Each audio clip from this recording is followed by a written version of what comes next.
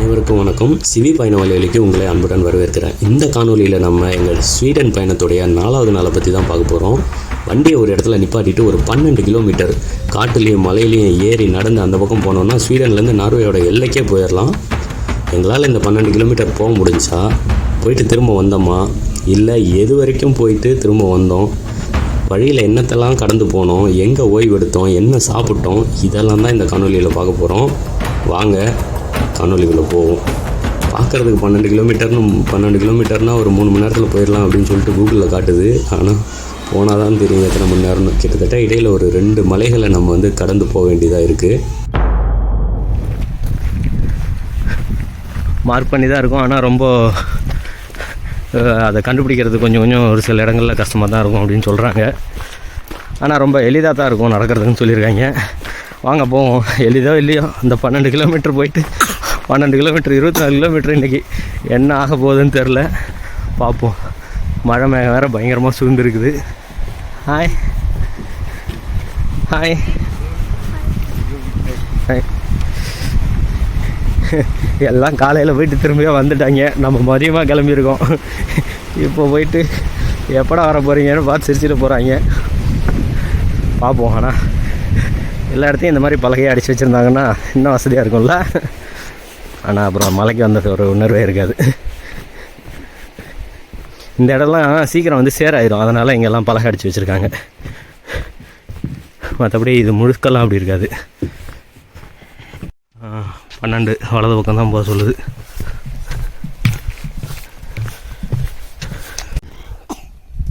இவங்கெல்லாம் இரவு மேலே தங்கிட்டு கீழே இறங்கி போகிறாங்க. பாரு, கையில் பயங்கரமான புகைப்பட கருவியெல்லாம் வச்சுருக்காங்க படம் பிடிக்கிறதுக்கு. சின்ன கல்லாக எடுத்து அங்கே மேட்டில் ஒன்று வை. அந்த நாய்க்கான உணவு எல்லாமே பாரு, அந்த நாய் முதுகிலே ஒரு பையா வச்சு விட்டாங்க. அதுவும் சேர்ந்து மலையேறுது எல்லாரோடும்.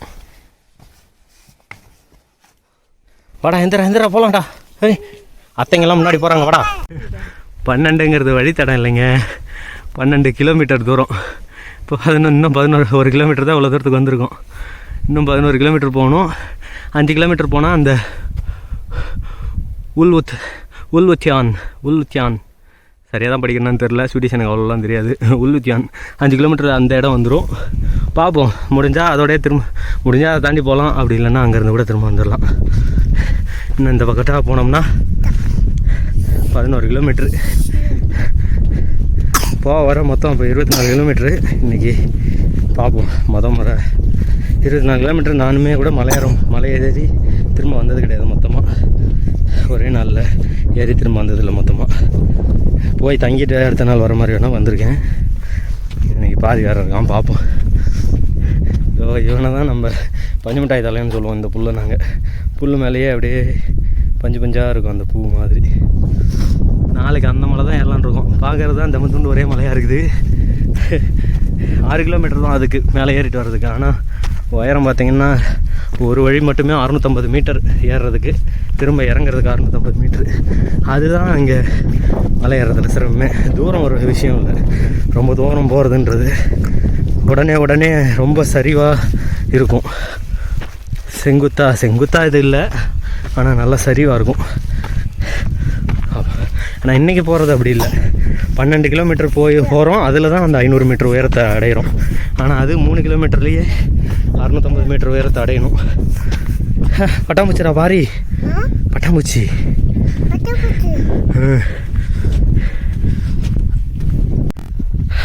பாருங்க, ஒரு 1.25 கிலோமீட்டரில் 1.5 கிலோமீட்டர் வந்திருப்போம். இதோ அந்த விடுதியிலேருந்து கிளம்பி வந்தோம். ரொம்ப உயரம் அடையலை, ஆனாலும் ஓரளவுக்கு வந்திருக்கும் தான். இன்னும் 10-11 கிலோமீட்டர் இருக்கும். பாரி போதும், கிளம்பு, எந்திரி. பாரி ப்ளூபெரி இல்லை, அங்கே காமி. அது ப்ளூபெரி தான், ஆனால் இது சாப்பிடாத. அப்பா வேறு இடத்துல எடுத்து தரேன், சரியா? மழை வருதுனால நாங்கள் அவசரமாக அங்கே ஒரு கொட்டா தெரியுது, அந்த கொட்டாய்க்கு போய்கிட்டு இருக்கோம். அதுக்கிடையில் இந்த மான் வேறு ஓடி விளையாண்டுட்டுருக்கு எங்கள் முன்னாடி. ரெயின்டீர். நாங்கள் ரெயின்டீர் இங்கே பார்ப்போன்னு எதிர்பார்க்கல. ஏன்னா மேலே இன்னும் 1000 கிலோமீட்டர் மேலே போனோன்னா கிருணா கிட்டெல்லாம் இருக்கும். பார்த்தா இது இங்கேயே இருக்குது.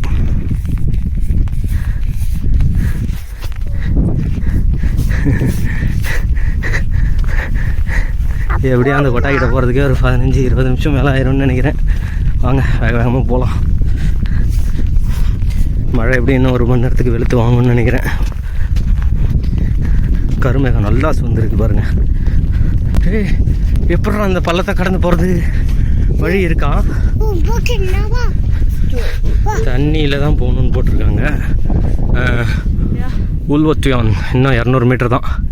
அப்பா அப்படின்னா ப்ளூ ஹேமருக்கு பாரு 6 கிலோமீட்டர் தான் இருக்குது இன்னும். ப்ளூ ஹேமர் அண்ட் ஃபியால் ஸ்டேஷன். அப்போ 6 கிலோமீட்டர் நடந்து வந்துட்டோம். இந்த அந்த கொட்டாய்க்கு போயிட்டோம்னா இன்னும் அதுக்கப்புறம் 6 கிலோமீட்டர் தான். ஸோ 12 கிலோமீட்டர் மொத்தம். இது வரைக்கும் வந்ததே 6 கிலோமீட்டர். இப்போ திரும்பி போனாலே 12 கிலோமீட்டர் மொத்தமாக முழுசாகவே போகலாம். ஆமாம்.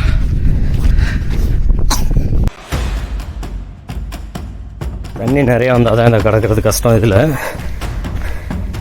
கொஞ்சம் கம்மியாக தான் வருது.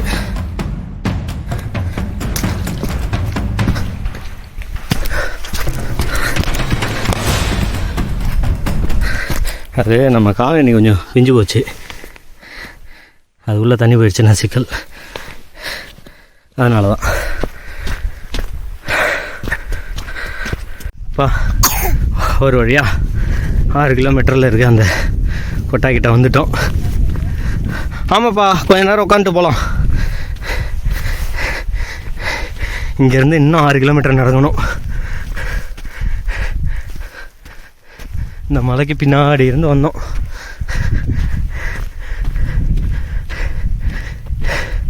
பார்ப்போம். இங்கேருந்து இன்னும் 6 கிலோமீட்டர் நடந்துட்டு திரும்ப அங்கேருந்து மொத்தமாக 12 கிலோமீட்டர் திரும்ப வரணும். முடியும்னு தான் நினைக்கிறேன். ஏன்னா மணி 2 ஆகுது. இங்கேருந்து இன்னும் 6 கிலோமீட்டர் போய் சேர்றதுக்கு ஒரு எப்படியும் 2 மணி நேரம், அதிகபட்சம் 2 மணி நேரம் தான் ஆகும். அப்போது 4 மணிக்கு போய் அங்கே சேர்ந்துட்டோம்னா அங்கேருந்து திரும்ப வர ஒரு 4 மணி நேரம்னு வச்சா 8 மணிக்கு வந்துடலாம். அதிகபட்சம் 9 மணிக்கு வந்துடலாம். அங்கே இந்த கொட்டாக்குள்ளே என்ன வச்சுருக்காங்கன்னு பார்ப்போம். இந்த மாதிரியே இரவு இல்லை சாயங்காலமாக யாருன்னா வந்தாங்கன்னா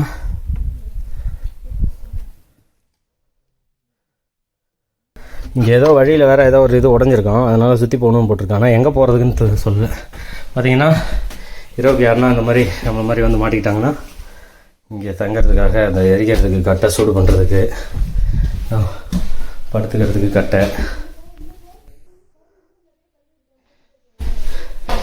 அந்த இதில் போட்டு அந்த கட்டையை போட்டு எரிச்சோம்னா இங்கே சூடாக வச்சுக்கலாம். எப்படி இங்கே மின்சாரம் வரும்னு தெரில எனக்கு. ஏன்னா ஆனால் மின்சாரம் இது மாதிரி தான் இருக்குது. இங்கே என்ன போட்டிருக்குன்னா வந்து இந்த குடில் வந்து ரொம்ப அவசர காலத்துக்கு தான் பயன்படுத்தணும். சாதாரணமாக இரவு தங்குறதுக்கெல்லாம் பயன்படுத்தக்கூடாது அப்படின்னு போட்டிருக்காங்க. ஒரு அவசர காலத்துக்காக மட்டும் பயன்படுத்திக்கோங்க அப்படின்னு. அதுக்கப்புறம் கிளம்புறதுக்கு முன்னாடி இங்கே எதுவும் குப்பையை போடாதீங்க, நீங்களே எல்லாத்தையும் சுத்தம் பண்ணிவிட்டு கதவை மூடிட்டு போங்கன்னு போட்டிருக்கு. இங்கே வரவங்கெல்லாம் எழுதி என்னென்ன தேதியில் யாரெல்லாம் வந்திருக்காங்கன்னு எழுதி வச்சுருக்காங்க. நம்மளும் நம்ம பேரை எழுதிடும். நம்மளும் இந்த பதிவேட்டில் எழுதியாச்சு நம்ம பேரை. இங்கேருந்து இன்னும் 7 கிலோமீட்டர்னு போட்டிருக்கு. மழை வேறு வருது பாருங்க. ஒருத்தான் அருமையான இடத்துல குடியில் போட்டு தங்குறான்.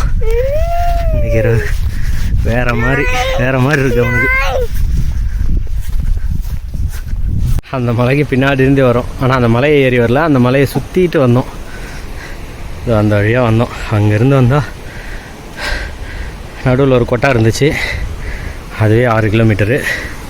அந்த கொட்டாயிலேருந்து 1 கிலோமீட்டர் வந்திருப்போம். இன்னும் இந்த பக்கம் ஒரு 5 கிலோமீட்டர் போனோம்னா நமக்கு இன்றைக்கி இந்த ப்ளூ ஹேமரன் அப்படிங்கிற இடத்துக்கு வந்துடும். பாருங்கள் அப்படியே இயற்கை எவ்வளோ அருமையாக இருக்குது பாருங்கள். ஏன்னா இங்கே நிறைய மரமே இல்லை. நிறைய மரன்றதை விட மரமே இல்லை. நாங்கள் பார்த்திங்கன்னா சின்ன சின்ன மரம் சில இடங்களில் இருக்குது.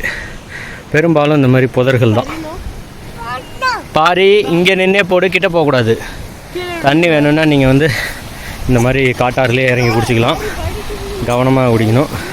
இன்னும் நல்ல வெயில் காலத்தில் வந்திருந்தோம்னா இதில் குளிச்சுட்டே போகலாம். அடடா நம்ம சொன்னோடனே அருமையாக வெயில் அடிக்குது. இறங்கி குளிக்கலாமா? இல்லை, இன்னும் 5 கிலோமீட்டர் போகணும். அதுக்கப்புறம் திரும்ப அங்கேருந்து 12 கிலோமீட்டர் நடக்கணும். மழை வேறு வருது. வாங்க வாங்க கிளம்பும். இந்த உச்சி மேலே எக்ஸ் குறி போட்டிருக்காங்க பாருங்கள். அதை அப்படியே பார்த்துக்கிட்டே போனோம்னா அந்த மலை உச்சி வரைக்கும் போகுது. அங்கே வரைக்கும் போகணும். ஒரு நல்ல விஷயம் என்னென்னா செங்குத்தாக இல்லை, கொஞ்சம் அப்படியே சரிவாக சருகலாக போய்கிட்டே இருக்கிறதுனால ஏறுறதுக்கு பெரிய கஷ்டமாக தெரியல, சிரமமாக. பார்ப்போம். நாங்கள் கொண்டு வந்த தண்ணி தீர்ந்து போச்சு, சிந்து போய் தண்ணி குடிச்சிட்டு வரா. செம்மையாக இருக்குது. இங்கே பாருங்க, இந்த காடு முழுக்க இந்த ப்ளூபெர்ரி பழம் தான். பழங்கள் பசியாத்திரும் அப்படின்னு நம்புகிறவங்களுக்கு உணவே எடுக்காமல் இந்த மலை ஏறி வரலாம் தாராளமாக. ஏன்னா எங்கே பார்த்தாலும் பழமாக தான் இருக்கும். இங்கே பார்த்தீங்கன்னாவே தெரியும், இந்த மலை முழுக்க இந்த ப்ளூபெர்ரி இருக்குது. நீங்கள் எவ்வளோ பறிச்சாலும் எவ்வளோ வேணாலும் நீங்கள் பறித்து சாப்பிட்டுக்கிட்டே இருக்கலாம், வந்துக்கிட்டே இருக்கும். அதனால் நம்பி தாராளமாக வாங்க. என்ன தான் அப்பப்போ பொறுக்கி தின்னாலும் மொத்தமாக அந்த மாதிரி சேர்த்து வச்சு சாப்பிடும்போது ஜாலியாக இருக்கும்.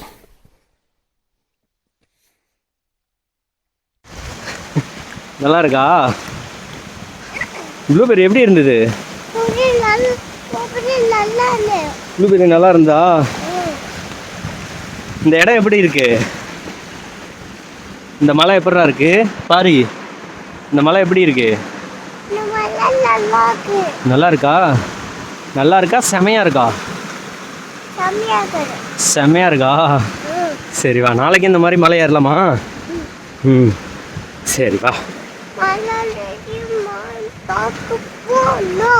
மலை ஏறி மான் பார்க்க போகணுமா? சரி பார்ப்போம் வா. இந்த மலைக்கு பின்னாடி ஒரு 3 கிலோமீட்டர் போனோம்னா நம்ம இலக்கை போய் சேர்ந்துடலாம். ஆனால் விஷயம் என்னென்னா, காற்று பயங்கரமாக அடிக்க ஆரம்பிச்சிருச்சு. இந்த மேகம்லாம் கருப்பாக நல்லா திரண்டு வந்துருச்சு. இந்த மழை அப்படி மொத்தமாக கீழே இறங்குச்சுன்னா பயங்கர மழையில் சிக்கிடுவோம் நம்ம அந்த பக்கம். அதுவே நம்ம வந்த வழியை பார்த்திங்கன்னா கொஞ்சம் வெளிச்சமாக இருக்குது. இன்னும் அந்த மேகம்லாம் அங்கே வெள்ளையாக தான் இருக்குது. இந்த பக்கம் மழை பெய்யறதுக்கு வாய்ப்பு ரொம்ப கம்மி. அப்போ நம்ம திரும்ப இப்படியே போயிடலாம் அப்படின்னு பார்க்குறோம். ஏன்னா முன்னாடி அங்கே போய் மழையில் சிக்கி நான் இரவு அங்கேயே தங்குற மாதிரி சூழல் வந்துருச்சுன்னா ரொம்ப சிக்கலாக போயிடும். நம்ம அதுக்கு வந்த வழியே ஒரு 9 கிலோமீட்டர் நடந்து போனோம்னா வண்டிக்கு போயிடலாம். மழை வந்துடக்கூடாதுன்றதுக்காக மழைக்கு முன்னாடி வேகமாக ஓடிக்கிட்டு இருக்கோம். ஏன்னா காற்று இந்த பக்கம் தான் அடிக்குது. 420 மீட்டர் கீழே இறங்க போகிறோம். அது வந்து 9.2 கிலோமீட்டர் தூரத்தில் நடந்து அப்படி கீழே இறங்குவோம். நாங்கள் அப்படியே போவோம். அந்தளவுக்கு அங்கங்கே நான் எடுக்கிறேன் காணொலி. ஆனால் மழை வந்துச்சுன்னா என்ன பண்ணுறதுன்னு தெரில. இந்த மேகம் அடி இறங்குச்சுன்னா பயங்கர மழையாக இருக்கும். இன்னும் பாரிக்கு எப்படி மழைக்கு இது போட்டிருக்கேன் ஜாக்கெட்டு. என் ஜாக்கெட் மழையே தாங்குமான்னு தெரியல, ஆனால் குளிர தாங்கும். பார்ப்போம், எப்படியும் இறங்கிடுவோம் அதுக்குள்ளே. நானே 3 கிலோமீட்டர் இப்படியே போனோம்னா நம்மக்கிட்ட அந்த கொட்டா இருக்கும். பாதி வழியில் ஒரு கொட்டா இருக்குன்னு சொன்னாங்களே, அந்த கொட்டா. அங்கே கொஞ்சம் நேரம் இருந்துட்டு மழை அதிகமாக பெஞ்சால் அங்கே நிற்கலாம். அப்படி இல்லைன்னா அங்கேருந்து விறுவிறு நடந்தால் அடுத்த 6 கிலோமீட்டரில் கீழே போய் சேர்ந்துடலாம். தண்ணி வேணும்னா அப்படியே இதில் குடிச்சிக்கலாம். ஆனால் நான் ஏற்கனவே மொண்டு பிடிச்சி வச்சுக்கிட்டேன். அங்கே ஒருத்தவங்க பாருங்கள், நம்மளை விட சின்ன குழந்தைய வச்சு தூக்கிட்டு போகிறாங்க. அவங்க தான் கூட பிடிச்சிட்டு போகிறாங்க. அதுக்கு பின்னாடி இருக்க கூடையில் குழந்தை உட்காந்துட்டு போகுது. எப்படியும் 1.5 வயசு தான் இருக்கும் அந்த குழந்தைக்கெலாம். மழை பயங்கரமாக வருது. நம்ம இதோட இதை மூடி வச்சுருவோம். மழை நின்ன பிறகு பார்ப்போம்.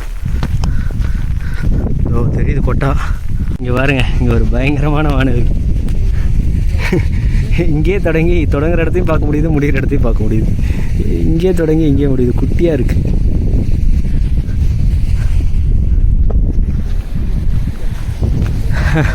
மழை பெய்யுது பயங்கரமாக. வெயிலும் இந்த பக்கம் அடிக்குது. லைட்டாக நனைஞ்சாச்சு, ஆனால் பரவாயில்ல, போகலாம். பாரு, என்னது அது? என்னது அது வண்ண வண்ணமாக இருக்கே? அது என்னது? வானவில்லா?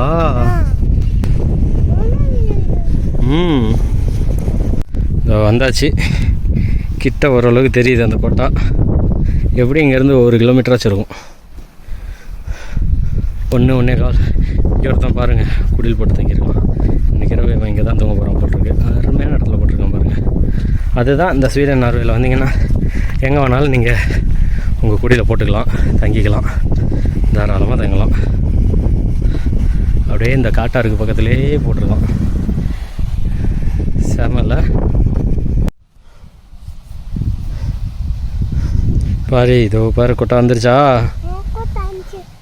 இன்னும் மிஞ்சி போனால் ஒரு 1 கிலோமீட்டர் இல்லை 3/4 கிலோமீட்டர் தான் இருக்கும். இதோ இப்படியே போய் இந்த வெள்ளையாக அங்கே ஒரு திட்டு தெரியுது, அதிலே ஏறி அப்படி நடந்தோம்னா கொட்டா வந்துடும். ஆனாலும் மழை மேகம் கருக்கிட்டு தான் இருக்குது. பார்ப்போம் இந்த பழைய கொட்டாக்குள்ளே என்ன இருக்குதுன்னு பார்ப்போம். இது புது கொட்டா. இது என்ன கழிப்பற மாதிரி இருக்குது. ஆமாம், கழிப்பறையோ குளியலறையோ கொஞ்சம் நாற்றமாக இருக்குது, உள்ளே போக முடியல. அதனால் நம்ம அப்படியே கிளம்பி இந்த கொட்டாய்க்கு ஒரு வனத்தை போட்டுட்டு அப்படியே போவோம். சிந்துவும் பாறையும் முன்னோக்கி நடந்து போய்கிட்டு இருக்காங்க, போய் பிடிக்கணும். இன்னும் நம்ம வண்டிக்கு போகிறதுக்கு 6 கிலோமீட்டர் போகணும். பாரு கொஞ்சம் தூரம் அவனே நடக்கிறான், நடம் பிடிச்சி நடந்து வரான். சரிடா, நீ நடந்து வா. கவனமாக வரணும், தண்ணிக்கிட்ட போகாமல் வரணும், இல்லைன்னா அப்புறம் அப்பா தூக்கிடுவேன். அங்கே பக்கத்தில் உயரமான மலையிலேருந்து பார்க்கும்போது சின்ன குன்று மாதிரி தெரிஞ்சுது. இங்கே கீழே வந்து பார்க்கும்போது பாருங்கள் எவ்வளோ உயரமான மலையாக இருக்குன்னு. அப்பப்போ அடம் பிடிச்சி இறங்கி நடந்தே தீருவேன்னு நடந்துகிட்ருக்கான் பாரி. அவனுக்கு என்னென்னா இங்கே இருக்கிற அந்த ப்ளூபெரி பழத்தை பறித்து சாப்பிட்ணும். அதுக்காக ஏதாச்சும் யோசனை பண்ணி அப்படியே சொல்லுவார், இப்போ நான் நடந்து வரட்டா அப்படின்னுவான். அப்புறம் நைஸாக அப்படியே நம்மளை முன்னாடி நடக்க விட்டு ஆள் நிற்பான். அப்புறம் அப்படியே வந்து டபக்கான செடியில் இருக்கிறத பறித்து வாயில் போட்டுக்குவோம். கவனமாக பார்த்துக்கிட்டு இருக்கணும். ஏன்னா அவனுக்கு ப்ளூபெரிக்கும் மற்ற பழத்துக்கும் வித்தியாசம் தெரியாது. அதனால தான் ஒரு வழியாக நம்ம வண்டி நிறுத்தியிருக்கிறோம், கண்ணில் தெரியுது. போக ஒரு 9, திரும்ப இங்கே வந்து சேர்றதுக்கு ஒரு 6 இல்லைன்னா 7 கிலோமீட்டர் இருக்கும். 15லேருந்து 16 கிலோமீட்டர் நடந்துருப்போம். இன்னும் ஒரு 2 இல்லை 3 கிலோமீட்டர் இருக்கும் அதிகபட்சம். சிந்து படுத்துட்டா. நாளைக்கு இந்த மலை மேலே ஏறலான் இருக்கோம், பார்ப்போம். பாரி வாயை பாருங்கள். ப்ளூபெரியை சாப்பிட்டு உதறெல்லாம் அந்த கருநீல வண்ணத்துலேயே ஆயிடுச்சு. சிந்துமா மழை தூறல். பாரி காளான் எப்படி சாப்பிட்ணும்? சமைச்சு தான் சாப்பிட்ணும். அதுவும் சில காளான் தான் சாப்பிட்லாம். சில காளான் நஞ்சு, சில காளான் வயிற்றுக்கு ஒவ்வாது. சில காளான் சமைச்சு சாப்பிட்ணும். இதோ அவ்வளோதான். அதோ அங்கே தெரியுது பார்த்தியா வீடு, பெரிய வீடு தெரியுதா? அதுக்கு பக்கத்தில் தான் நம்ம வண்டி இருக்குது. அங்கே போனதும் அப்போ உனக்கு சாப்பிட எடுத்து தரேன், பழம் எடுத்து தரேன். இன்னும் 1 கிலோமீட்டர் தான்டா வண்டி நிற்கிற இடத்துக்கு. இதோ இந்த பக்கட்டமாக அப்படியே போனோம்னா 1 கிலோமீட்டர் தான். அருமையா சாப்பாடெலாம் கொண்டு வந்தால் இந்த மாதிரி இடத்துல உட்காந்து சாப்பிட்டோம்னா அப்படியே தரமாக இருக்கும். அப்படியே இதை பார்த்துக்கிட்டு சாப்பிட்டோம்னா அடாடாடா வருவோம் திரும்ப வருவோம். இது தாங்க க்ளவுட் பெர்ரி, இல்லைன்னா பேக்டு ஆப்பிள் பெர்ரின்னு சொல்லுவாங்க.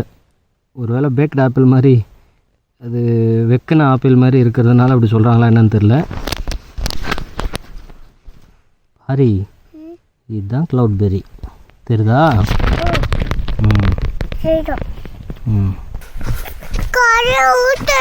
சரி, ஆமாம், வண்டியில் தூங்கக்கூடாது, வண்டி ஓட்டணும். இந்த பாரி வந்தாச்சு பார்த்தியா? அப்பா ஒரு வழியாக வந்து சேர்ந்தாச்சுரா சாமி. இப்போ தான் கால் வலிக்குது. இந்த கடைசி 1 கிலோமீட்டருக்கு தான் கால் வலி பின்னி பெடல் எடுக்குது. அப்பா மான்கிட்ட கூட்டிகிட்டு போகணுமா? சரி, கூட்டிகிட்டு போகிறேன்.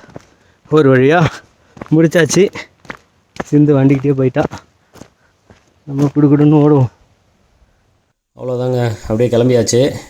மணி இப்போ 7:30 ஆகுது. வீட்டுக்கு போகிறதுக்கு எப்படியும் 8:30 ஆயிரும். போய் அப்படியே சாப்பிட்டு தூங்க வேண்டியதான். நாளைக்கு காலையில் திரும்ப வந்து இங்கேயே அந்த உயரமான மலையை பார்த்துமே அதை ஏறணுமா இல்லை வேறு எங்கேயாச்சும் போகணுமாங்கிறத நாளைக்கு காலையில் மேகங்கள் எப்படி இருக்குது, மழை பெய்யுமா என்னங்கிறத பொறுத்து தான் முடிவு பண்ண முடியும். ஏன்னா நாளைக்கெல்லாம் அந்த மலை கொஞ்சம் நல்லா செங்குத்தாகவே இருக்குது, கொஞ்சம் கடினமாக தான் இருக்கும். அதை பார்த்துட்டு முடிவு பண்ணுவோம். உங்கள் ஆதரவுக்கு மிக்க நன்றி. தொடர்ந்து பயணிப்போம். நன்றி, வணக்கம்.